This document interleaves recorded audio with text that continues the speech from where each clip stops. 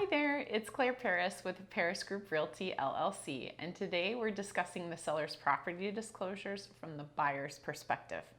So we've gone through all kinds of rigmarole trying to find you a house, and we have finally found you the house that you love. And we have bombarded you with emails about how the process works and the contract and lender information and all that fun stuff. One of the emails that I've sent you is the seller's property disclosures, and this is what they look like. It includes a bunch of questions about what the seller knows about the property. Now, mostly what I want you to know about this is it's what the seller knows about the property. Most of the time, the seller doesn't know anything about the property. So a lot of times in these documents, there's going to be missing information. Some of the questions are going to be answered incorrectly. So I don't want you to rely on this as the only source of information about the house. It's just one piece.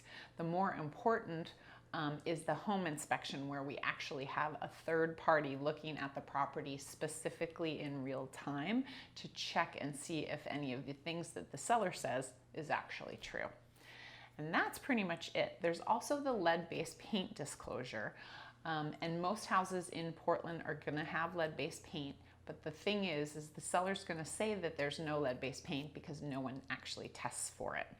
So what that means to you is if you have a house built before 1978, guaranteed there's lead-based paint in the property, you just want to take precautions if you're doing any home projects. So wear a respirator and manage any dust that way. And that's all I've got for you today. Take care. We'll talk soon. If you like this video, click the like button below, and of course subscribe to our channel so you get all the new weekly content. If you have a comment or question, comment below and I'll get to you as soon as I can. I hope you have a great week. Thanks for tuning in.